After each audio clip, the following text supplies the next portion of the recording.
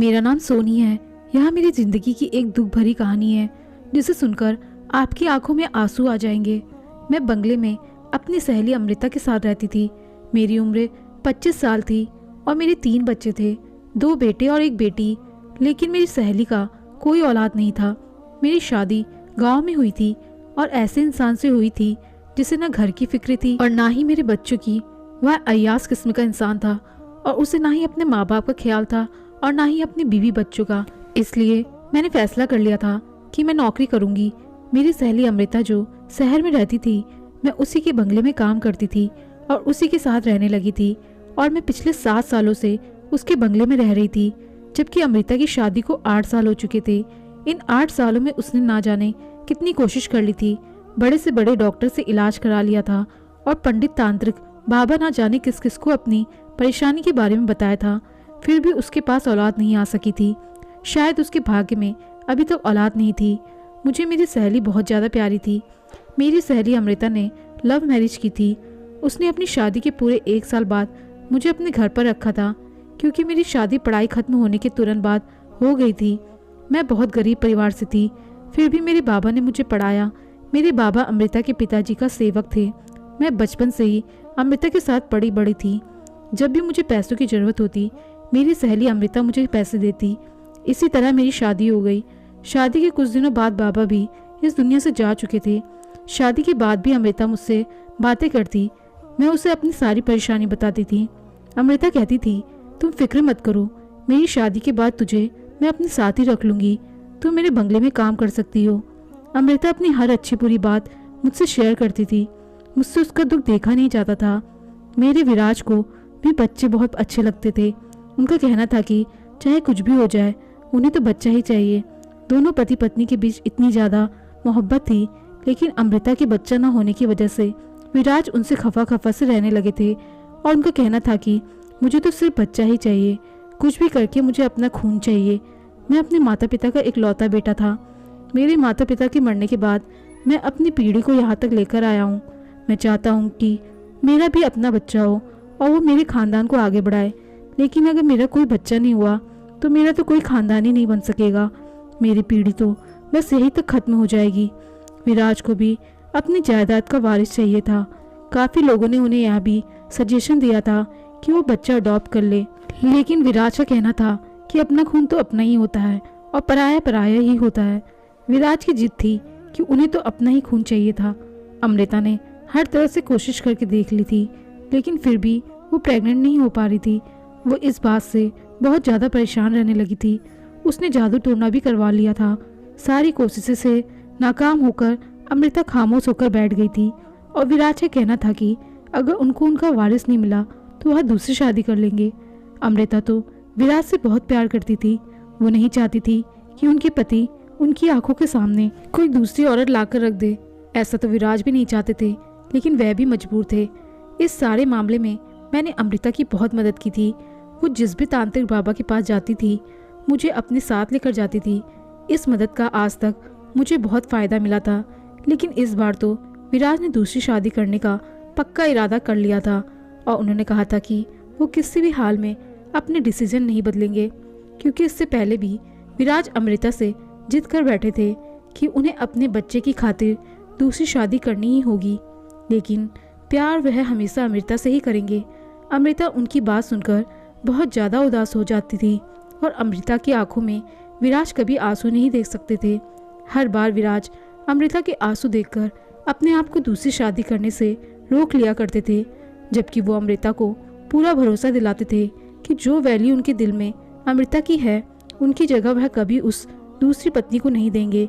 उन्हें सिर्फ दूसरी पत्नी से बच्चा चाहिए, क्योंकि अमृता विराज की मोहब्बत थी और उनका कहना था कि मेरी मोहब्बत हमेशा ही मेरे लिए मेरी ही पत्नी ही रहेगी।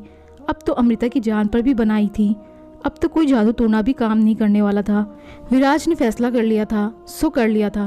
अमृता बहुत ज़्यादा परेशान थी। पहले देख रही थी कि वह रो रही थी। उनकी हालत बहुत ज़्यादा ख़राब थी। वो अपने कमरे में आंखों में आंसू लिए इधर से उधर चक्कर काट रही थी। मैंने उससे कहा कि अमृता, तुम परेशान मत हो, सब ठीक हो जाएगा, कुछ भी गलत नहीं होगा। तो उसने कहा कि तुम्हें नहीं पता है सोनी, मैं अपने पति की दूसरी पत्नी को बर्दाश्त नहीं कर सकती। मैं नहीं चाहती कि एक ही घर में रहते हुए मेरी सूरत पर मेरी सौतन आ जाए। मैं अपने पति से बहुत प्यार करती हूँ। मुझे नहीं पता था कि शादी के बाद भगवान मुझे औलाद नहीं देगा और इस वजह से मेरे पति के दिल में मेरे लिए मोहब्बत कम हो जाएगी, बल्कि ख़त्म ही हो जाएगी। मैंने अमृता को तसल्ली दी और कहा कि ऐसा नहीं है, अमृता विराज तुमसे बहुत प्यार करते हैं और वो मजबूरी में ही दूसरी शादी करना चाहते हैं। अमृता कहने लगी, क्या तुम्हें पता है कि जब मेरे पति की दूसरी पत्नी घर में आ जाएगी और वह बच्चा पैदा करके देगी तो उनके दिल में मेरे लिए जो बच्ची खुशी मोहब्बत है वो भी ख़त्म हो जाएगी, क्योंकि मैं तो उनको बच्चा नहीं दे सकी। वो उनको बच्चा देगी तो मेरे पति उसी को और उसके बच्चे को ही ज़्यादा वैल्यू देंगे। फिर तो मेरी इज्जत इस घर में 2 कौड़े की भी नहीं रहेगी, और ऐसा मैं बिल्कुल नहीं। मेरे पापा की शहर में कितनी इज्जत है। मैं एक बहुत बड़े बिजनेसमैन की बेटी हूँ और तुम जानती हो कि मैंने बहुत ज़्यादा जिद करके विराज से शादी की है। मेरे पेरेंट्स तो शादी के लिए तैयार ही नहीं थे। अगर उन लोगों को यह बात पता चल गई तो वो भी मुझसे कहेंगे कि तुम्हारी ही गलती का नतीजा है। मैं उन लोगों से भी कुछ नहीं कह सकती। मेरे पति के दोस्त भी उनको यही एडवाइस देते हैं कि वह दूसरी शादी कर ले, ताकि इस घर में जो मेरी वैल्यू है वह बिल्कुल ख़त्म हो जाए। लेकिन मैं ऐसा बिल्कुल नहीं होने दूंगी। मैं कोई ना कोई रास्ता निकाल कर ही रहूँगी। अमृता हद से ज़्यादा परेशान थी। फिर अचानक चक्कर लगाते लगाते एक तरफ वो रुक गई और मेरे चेहरे की तरफ अजीब नज़रों से देखने लगी। मैं भी अमृता को ही देख रही थी कि अचानक उसका मुझसे क्या काम पड़ गया और वो मुझे इस तरह क्यों देख रही है। तभी अमृता ने अचानक मुझसे कहा कि सोनी, क्या तुम मेरी मदद कर सकती हो? उसने अचानक मेरी आंखों में देखकर मेरे हाथों को थामकर मुझसे सवाल किया तो मैं हैरान रह गई थी। मैंने उससे कहा कि हाँ, मैं तो हमेशा तुम्हारे काम करने के लिए तैयार रहती हूँ। तुम्हें ऐसा कहने की बिल्कुल ज़रूरत नहीं है। मैं तो हमेशा तुम्हारी मदद करती रहूँगी, क्योंकि मेरा ये फ़र्ज है। मैंने कहा कि तुम्हें पूछने की ज़रूरत नहीं है। तुम तो बस मुझे अपना काम बताओ कि मुझे तुम्हारा क्या काम करना है, मैं किस तरह से तुम्हारी मदद कर सकती हूँ। तो उसने कहा कि मैं आज तुमसे ऐसी मदद मांगने जा रही हूँ, शायद इस मदद के लिए तुम कभी तैयार ना हो। उनकी बात सुनकर मैं हैरान हो गई थी कि ऐसा आखिर कौन सा काम था और ऐसी कौन सी मदद थी जो मैं उसके लिए नहीं कर सकती थी। मैंने कहा कि अमृता, मैं तुम्हारी मदद हर तरह से करने की पूरी कोशिश करूँगी। कभी ऐसा नहीं हो सकता कि मैं तुम्हारी मदद करने से इनकार कर दूँ। तुमने सोच भी कैसे लिया कि मैं तुम्हें इनकार कर दूँगी? उसने कहा कि जो बात अब मैं तुमसे कहने जा रही हूँ शायद तुम्हारे लिए सुनना बहुत मुश्किल और करना भी बहुत मुश्किल होगा और तुम इनकार भी कर दोगी।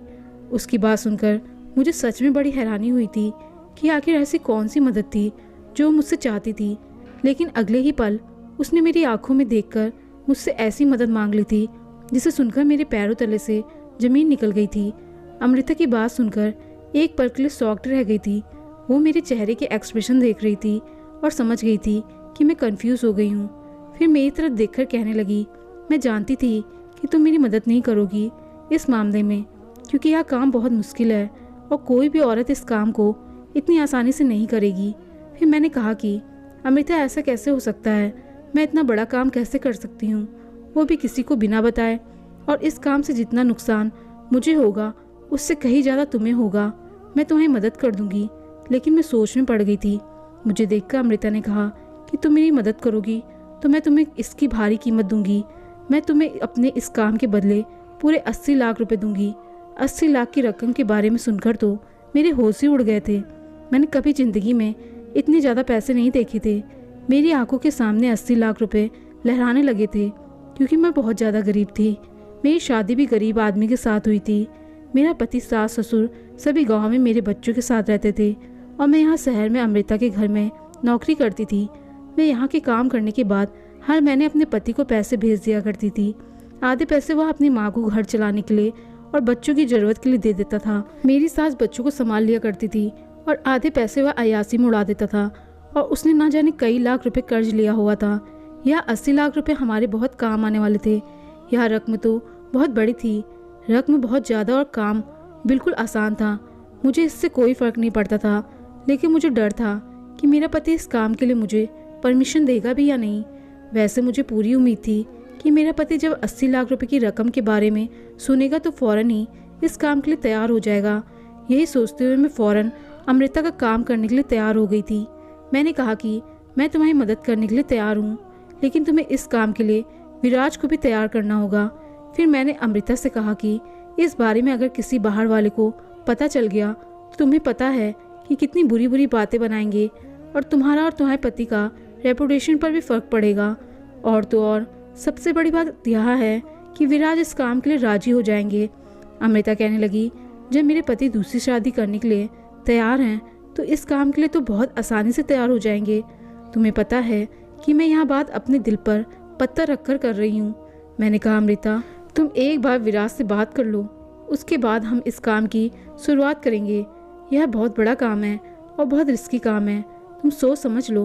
अमृता कहने लगी, मुझे पता है यह कोई छोटी मोटी बात नहीं है बल्कि बहुत बड़ी बात है। मैंने अमृता से कहा, तुम एक बार फिर से सोच लो, ऐसा ना हो कि बाद में तुम्हें पछताना पड़े।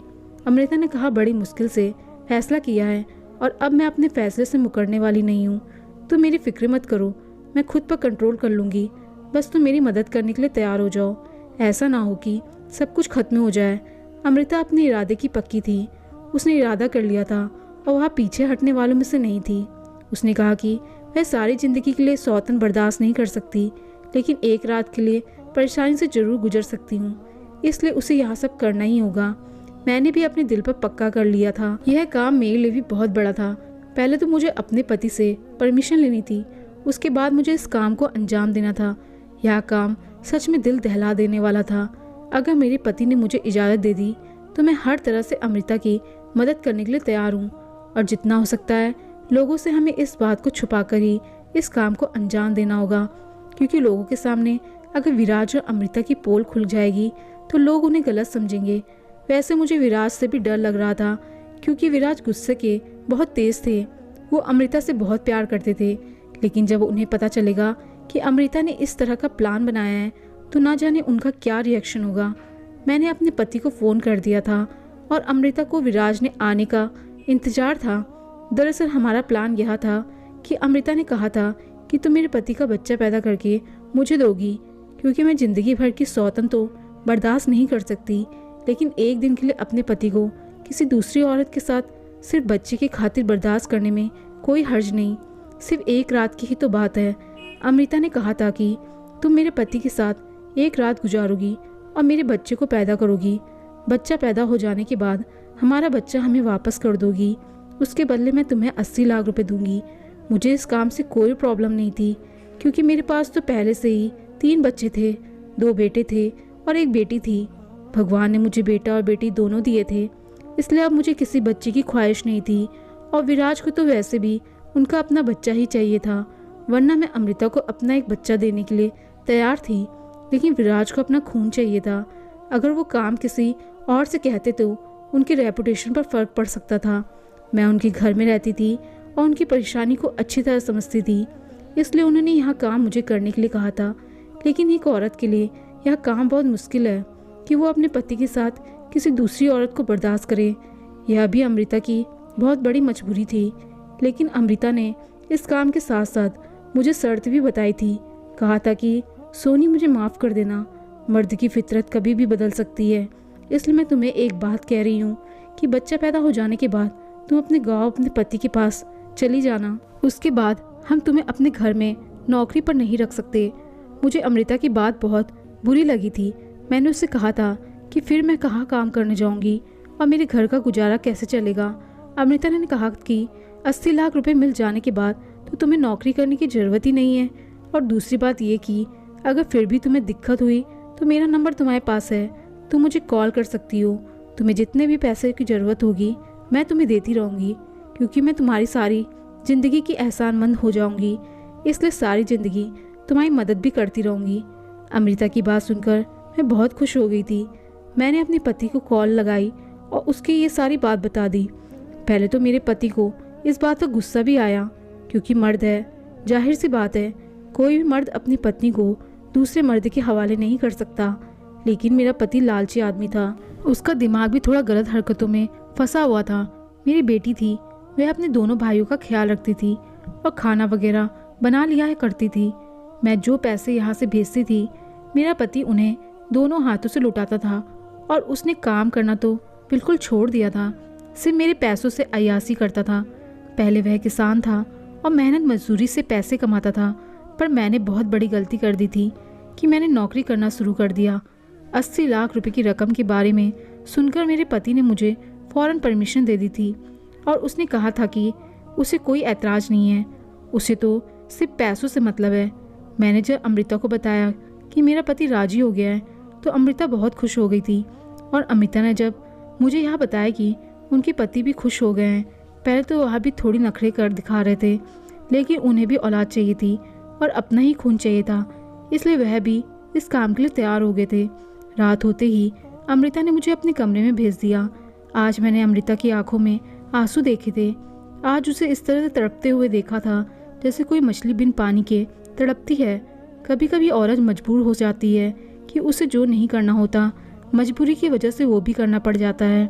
आज मैं अमृता को बहुत लाचार और मजबूर होते हुए देख रही थी।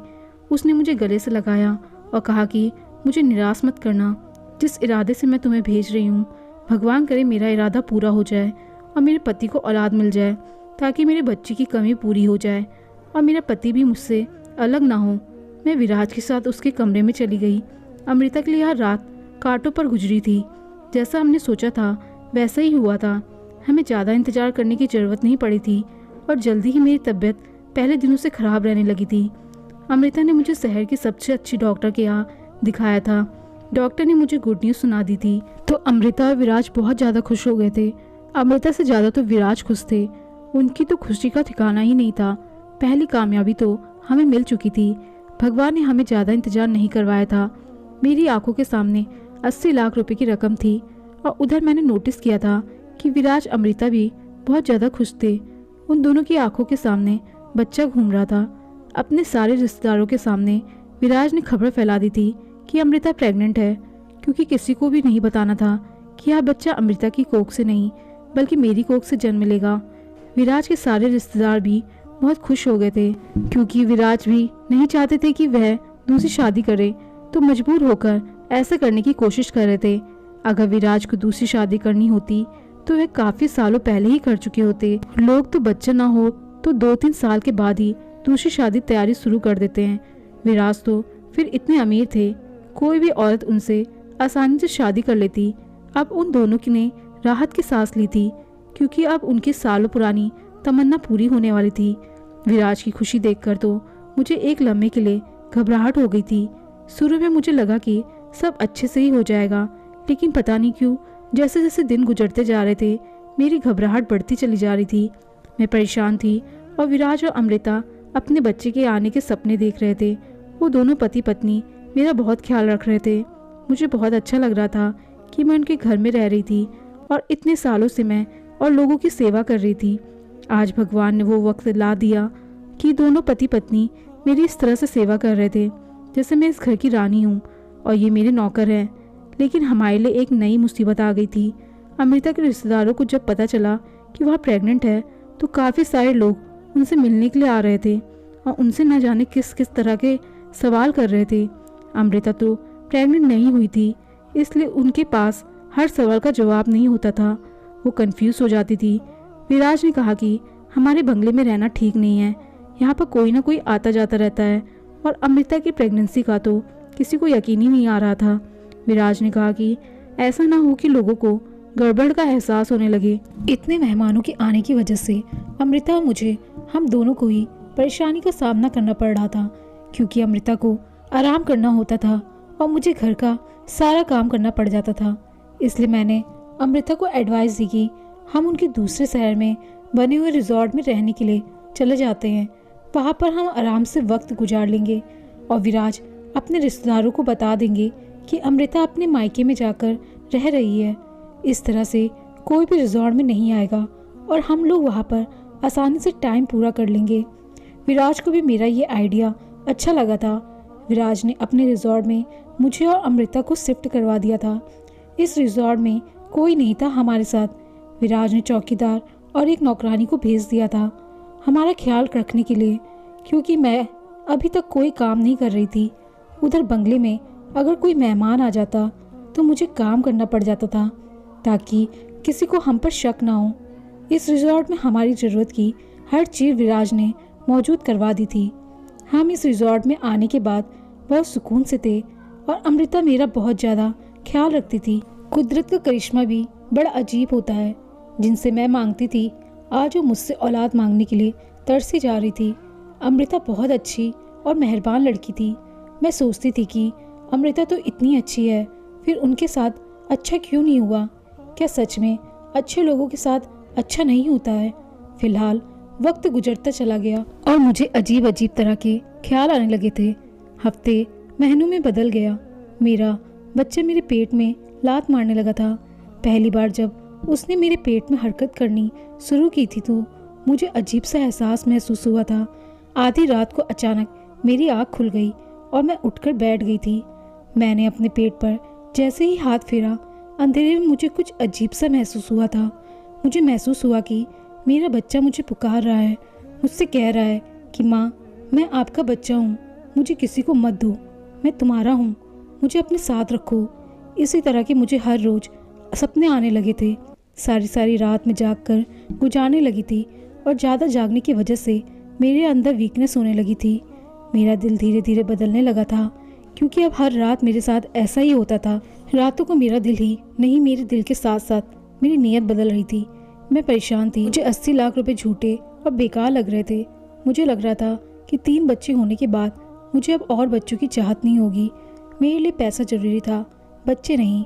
बच्चे तो मुझे पहले ही मिल चुके थे और मेरी कोई ख्वाहिश भी नहीं थी, क्योंकि बेटा और बेटी दोनों ही मेरे पास थे। मुझे क्या पड़ी थी कि बेवजह एक और बच्चा पैदा कर लूं, क्योंकि महंगाई का दौर है। इस दौर में अपना खाना पीना ही मुश्किल से चल रहा है, ऊपर से बच्चों को पालना तो बहुत भारी काम है। लेकिन अब मेरा ख्याल गलत साबित हो गया था, और बच्चा पहला हो या आखिरी, अपनी औलाद तो अपनी ही होती है। अमृता ने मेरी परेशानी को भांप लिया था। एक दिन मैंने विराज और अमृता को बातें करते हुए सुन लिया था। अमृता विराज से कह रही थी, कहीं ऐसा ना हो मौके पर सोने की नीयत बदल जाए। विराज ने कहा कि ऐसा नहीं हो सकता, उसकी नीयत कभी नहीं बदलेगी, क्योंकि उसके पास पहले से ही बच्चे हैं। उसे पैसों की ज़रूरत है, बच्चों की नहीं। वो मुझसे भी बार बार सवाल करती थी कि मैं खामोश क्यों रहती हूँ। विराज हर हफ्ते रिजॉर्ट का चक्कर लगाने के लिए आते थे और मेरे लिए बहुत सारे फ्रूट जूस और ज़रूरत का सामान लेकर आते थे। हर महीने डॉक्टर से ट्रीटमेंट भी चल रहा था। फिर जैसे तैसे वह दिन भी आ गया था। डॉक्टर ने मुझे डिलीवरी की डेट भी दे दी थी। यह बात अमृता ने फ़ौरन विराज को बताई तो विराज बहुत ज़्यादा खुश हो गए थे। विराज ने मेरे इलाज के लिए अमृता को बहुत सारे पैसे दे दिए थे और कहा था कि किसी भी चीज़ की कोई कमी नहीं आनी चाहिए। इधर मेरा दिल बार बार अपने बच्चे के लिए परेशान था। रात का टाइम था और अमृता ने मुझे कहा कि सुबह हमें हॉस्पिटल जाना है, क्योंकि मेरा बच्चा पैदा होने में सिर्फ आज रात ही रह गई थी। अगले दिन लगभग 10 बजे के टाइम पर मुझे हॉस्पिटल में जाकर एडमिट होना था और मेरा ऑपरेशन होना है। यह बात सुनकर तो मुझे डर लगने लगा था। और फिर मेरा ऑपरेशन होगा। मैंने दिल में सोचा कि मैं अपना बच्चा किसी को नहीं दे सकती, ये मेरा बच्चा है। मैं इसे 80 लाख रुपए की वजह से किसी दूसरे के हवाले नहीं करूँगी। भले ही इस बच्चे का पिता विराज थे, लेकिन माँ तो मैं थी जो उसको जन्म देने वाली थी। पिता से ज़्यादा ममता माँ के दिल में होती है, जो पूरे 9 महीने तकलीफ में चलकर उसे अपनी कोख में रखती है और किसी दूसरी माँ की गोद में कैसे डाल सकती है। अपने शरीर के अंग को मैं किसी और के हवाले नहीं कर सकती थी। मैंने सोच लिया था कि यह बच्चा मेरा है। मैं इसे 80 लाख रुपए में तो क्या 80 करोड़ में भी किसी को नहीं दूंगी। मेरी नीयत और मेरा इरादा दोनों ही बदल चुके थे। मैंने देखा अमृता रात होने के बाद अपने कमरे में जाकर सो चुकी है।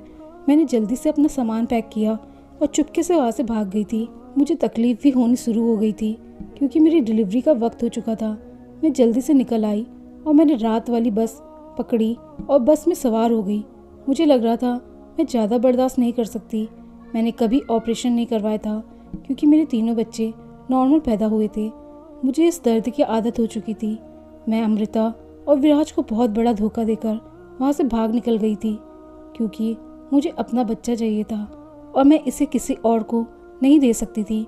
पीछे विराज और अमृता का क्या हाल होगा, मैं इस बारे में सोचना भी नहीं चाहती थी।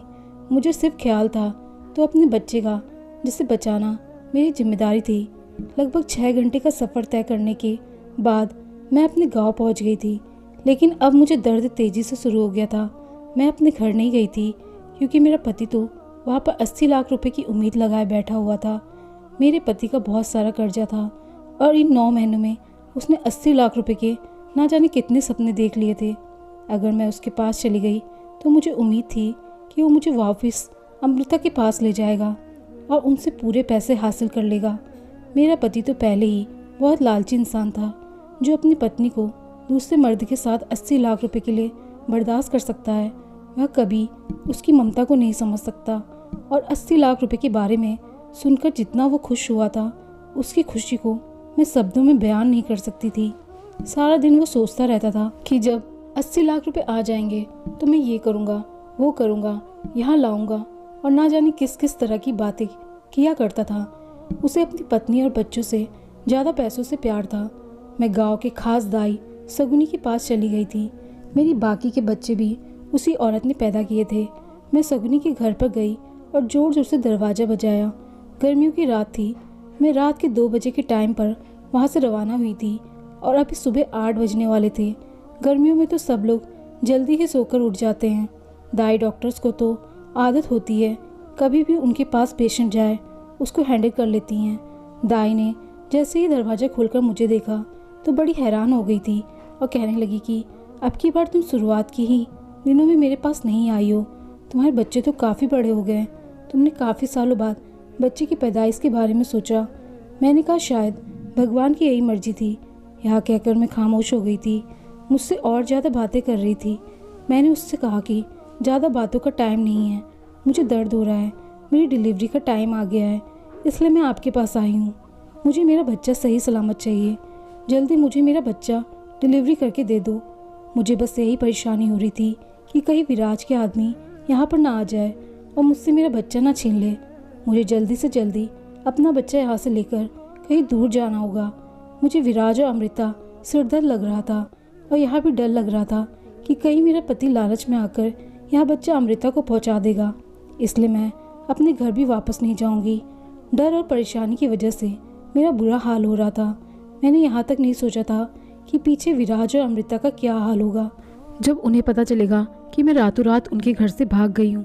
पहले तो वो लोग मुझे तलाश करने की कोशिश करेंगे और उसके बाद न जाने वह दोनों इस दूसरे के साथ क्या कर गुजरेंगे।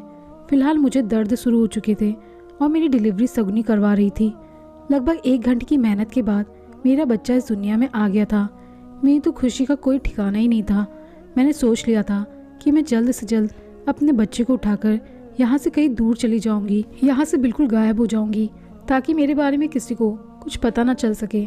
मैं कुछ भी करके अपना बच्चा विराज और अमृता को नहीं दूंगी।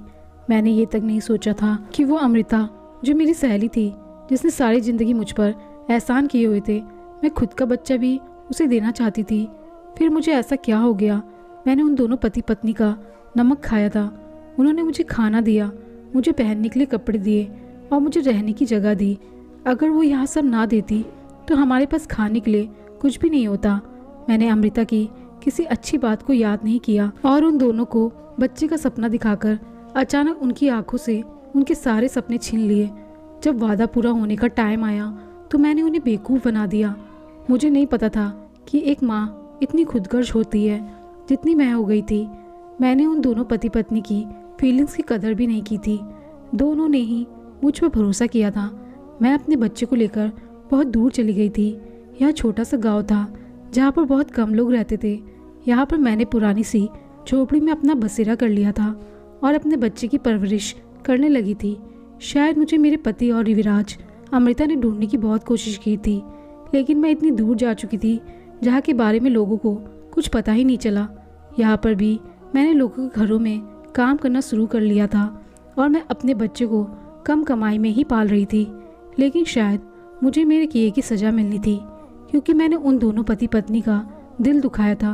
मुझे मेरे किए की सज़ा इस तरह से मिली कि एक दिन अचानक मेरी तबीयत बहुत ख़राब हो गई। गांव के ही लोगों ने मुझे विधवा समझकर मुझे एक सरकारी अस्पताल में भर्ती करवा दिया। वहाँ पर पता चला कि मुझे कैंसर जैसी बड़ी बीमारी है और मैं जब तक जी रही हूँ, ना जाने किस दिन मेरी मौत आ जाए। मैंने अपनी यादों को ताज़ा करने के लिए अपनी ज़िंदगी की पूरी कहानी डायरी में लिखना शुरू कर दी, ताकि जो गलती मैंने की है वो आगे कभी कोई औरत ना करे। मैं डायरी रोज़ लिखती थी। देखते ही देखते मेरा बेटा 15 साल का हो गया। मेरा बेटा बचपन से ही बहुत समझदार था, क्योंकि विराज भी बहुत समझदार और ईमानदार आदमी थे। वह हूबहू अपने पिता पर गया था।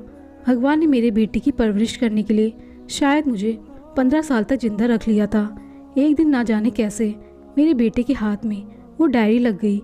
उसे मैं गांव के ही सरकारी स्कूल में फ्री में पढ़ा रही थी। मेरा बेटा पढ़ाई में बहुत अच्छा था। एक दिन मेरे बेटे ने मेरी डायरी पढ़ ली और उसे मेरी हकीकत के बारे में सब कुछ पता चल गया। जब उसने मुझसे इस बारे में सवाल किया तो मैं बहुत डर गई कि उसे कहाँ से पता चला। तब उसने मुझे मेरी डायरी दिखाई। यह सदमा मैं बर्दाश्त न कर सकी और मेरी तबीयत बिगड़ने लगी। मेरे बेटे ने शायद मेरी जान बचाने के लिए मेरे साथ बहुत कुछ किया। उस डायरी में वह शहर का नाम और उसे बंगले का एड्रेस लिखा हुआ था जिसमें विराज और अमृता का बंगला था। वो मुझे गांव की ही मौसी के पास छोड़कर विराज और अमृता के पास चला गया और मेरी डायरी भी अपने साथ ले गया। मैंने उसे जाने से बहुत मना किया था लेकिन उसने मेरी एक ना सुनी। वो अकेला ही चला गया और जब वो वहाँ गया तो उसने सारी हकीकत विराज और अमृता को बताई। विराज और अमृता का बहुत गुस्सा आया था और लोगों ने उसकी बात सुनकर सोचा कि यह बच्चा झूठ बोल रहा है। लेकिन जब उन्होंने उसकी शक्ल को गौर से देखा तो वो लड़का बिल्कुल हूबहू विराज पर ही गया था। इस बात का भरोसा उन दोनों को हो गया था क्योंकि वो उनका औलाद था। विराज और अमृता अपने गुस्से की वजह से चाहते थे कि वह हमारी मदद न करे। उसने कहा था कि आप लोग मेरे साथ चले और मेरी माँ की जान बचा ले। उनको शहर इलाज के लिए लेकर जाना है और उनका ऑपरेशन होना है वरना वो मर जाएंगी। विराज और अमृता का तो आज तक कोई बच्चा ही नहीं हुआ था और मेरे भाग जाने के बाद उन्होंने बच्चे की ख्वाहिश को खत्म कर दिया था क्योंकि विराज का कहना था कि शायद भगवान नहीं चाहता कि हमारे पास बच्चा हो। अब भगवान से बढ़कर तो कुछ भी नहीं है। ऐसा भी हो सकता है कि वह दूसरी शादी कर ले और उस औरत की नीयत बदल जाए। और यही सब सोचते हुए उन्होंने औलाद का ख्याल दिल से निकाल दिया था क्योंकि वो बेचारे तो मेरे भरोसे बैठे हुए थे। जब वो दोनों उस लड़के के साथ मुझसे मिलने के लिए आए तो मुझे देखकर उनकी पुरानी यादें ताज़ा हो गई। फिलहाल उन्होंने मुझे इतना बीमारी में तड़पते हुए देखकर माफ़ कर दिया था लेकिन उन्होंने मुझसे शिकायत जाहिर की कि तुमने हमारे साथ अच्छा नहीं किया था। तुम जानती थी हमने घर वालों से झूठ बोला था। जब तुम भाग गई तो हमने लोगों से कहा कि हमारा बच्चा अस्पताल में पैदा हुआ था लेकिन अस्पताल में ही किसी ने चोरी कर लिया और उसका कुछ पता ना चल सका और हम फिर से बे औलाद रह गए। हमें क्या पता था कि आज 15 साल बाद हम अपने बेटे को इस तरह से देखेंगे। मैंने विराज और अमृता से हाथ जोड़कर माफ़ी मांगी। दोनों ने मुझे माफ़ कर दिया और वो लोग मुझे शहर ले गए और वहाँ ले जाकर उन्होंने मेरा एक अच्छे अस्पताल में ऑपरेशन करवाया। भगवान ने शायद मुझे ज़िंदगी दे दी थी। मेरी गलती तो बहुत बड़ी थी जिसके लिए मुझे मौत मिलती वह भी कम थी लेकिन मेरे बेटे की दबाव और उसकी मेहनत का नतीजा था कि मैं बच गई। मेरे बच्चों को पता चल गया था कि मैं 15 साल तक कहाँ छुपी रही। मेरा पति तो 10 साल पहले किसी एक्सीडेंट में मर गया था और मेरे बच्चों ने मुझे तलाश करने की बहुत कोशिश की। एक तरफ से मैंने अपने बच्चों का भी दिल दुखाया था कि अपने तीनों बच्चों को छोड़कर मैं चली गई थी।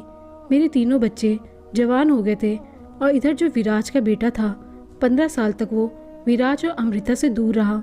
मैंने विराज और अमृता का बेटा उनको सौंप दिया था लेकिन मेरा बेटा मुझे ही अपनी माँ समझता था। उसे सारी हकीकत के बारे में तो पता था लेकिन मैंने उससे कहा कि बेटा शायद यही मेरी गलती का पश्चाताप है। मैं इसी तरह से अपनी गलती को सुधार सकती हूँ। मैं तुमसे मिलने के लिए आया करूँगी लेकिन तुम्हारे असल पिता तो विराज है। इस तरह से मैं अपने गांव बच्चों के पास चली गई और विराज अमृता को उनका बेटा वापस कर दिया। अब वो लोग अपनी ज़िंदगी में खुश हैं और इधर मैं अपने बच्चों के साथ रहकर खुश हूँ। विराज अमृता ने इतने सालों बाद भी अपना वादा निभाया और उनका बेटा सौंपने में मुझे 80 लाख रुपए दिए।